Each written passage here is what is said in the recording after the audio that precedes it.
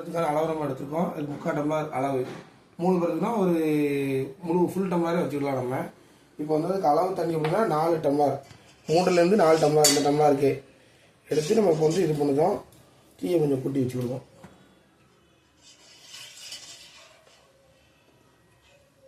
இப்போ என்ன செய்யணும், கூழ் மாவை கொஞ்சம் கொஞ்சமாக போடணும். ஏன்னா கொஞ்சம் கொஞ்சமாக போட்டால் தான் கட்டி பிடிக்காமல் இருக்கும்.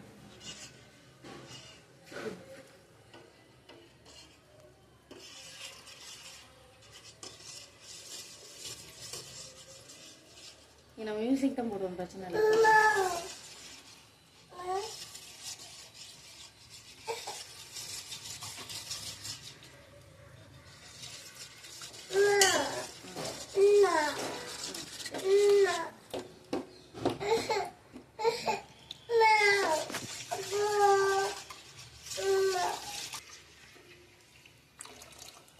இந்த பக்குவத்தில் இருக்கணும். இப்படி கட்டி போடாமல் கிண்டிக்கிட்டே இருந்தால் தான் சரியாக நமக்கு வரும். நம்ம கிண்டாமல் அப்படியே விட்டுருந்தோன்னா அந்த பகுதி கட்டியாகிடும். கட்டியாகிட்டுனா கூழ் குடிக்கவும் நல்லா இருக்காது, சரியாக வெந்திருக்காது. இப்படி இருந்தால் தான் நமக்கு எல்லா பக்கமும் ஒரே மாதிரி ஈவனாக வெந்து வரும். இப்போ கொஞ்சம் தண்ணியாக இருந்த மாதிரி இருந்தது. இப்போது பக்குவத்தை பார்த்திங்கன்னா இது பாதி தான் வந்துருக்கு. இன்னும் கொஞ்சம் வேக வேணும். இன்னும் ஒரு 5 நிமிஷம் இதே மாதிரி கொதிக்கும்.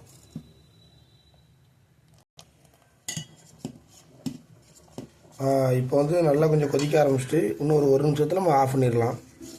இப்போ நம்ம கரெக்டாக நம்ம போட்டு இது பண்ணி எல்லாமே ஒரு 4-5 நிமிஷம் இந்த மாதிரி நம்ம நல்லா தண்ணி ஊற்றி கொதிக்க விட்டோன்னா நம்ம கரெக்டான பக்குவத்தில் அது வந்துடும்.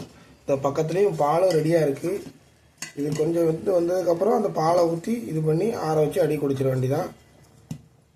அப்புறம்னா கூழ் ரெடி ஆகிட்டு ஃப்ரெண்ட்ஸ், இப்போ வந்து ரெடி ஆகிட்டு நம்ம பால் ஊற்ற போகிறோம். 1 டம்ளர் பால் கிட்ட இருக்குது. அது அப்படியே ஊற்றியாச்சு. ஏன்னா பிள்ளைகளுக்கு நாங்கள் எல்லோரும் சேர்ந்து குடிக்கிறனால என்ன செய்யணும், நம்ம லைட்டாக கிண்டி வச்சுட்டு நாட்டு சக்கரை போட போகிறோம்.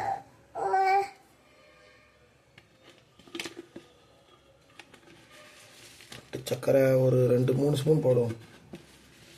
ஏன்னா பிள்ளைங்களும் சாப்பிட்றதுனால கொஞ்சம் இனிப்பாக இருந்தால் பிள்ளைங்களும் கொஞ்சம் குடிச்சு விடுவாங்க ஆசையாக. இனி அவ்வளோதான். நம்ம அப்படியே நல்லா கிண்டி விட்டு நம்ம பிள்ளைங்களுக்கு கொடுக்க வேண்டியதான்.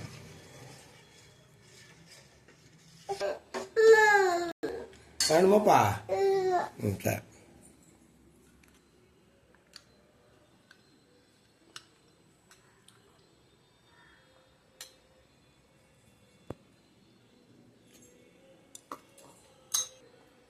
நல்லா இருக்கல? இல்லை, ரொம்ப ரொம்ப ஹெல்த்தி. இது சின்ன பிள்ளைங்கள்லேருந்து பெரியவங்க வர கொடுக்கலாம் கண்டிப்பாக.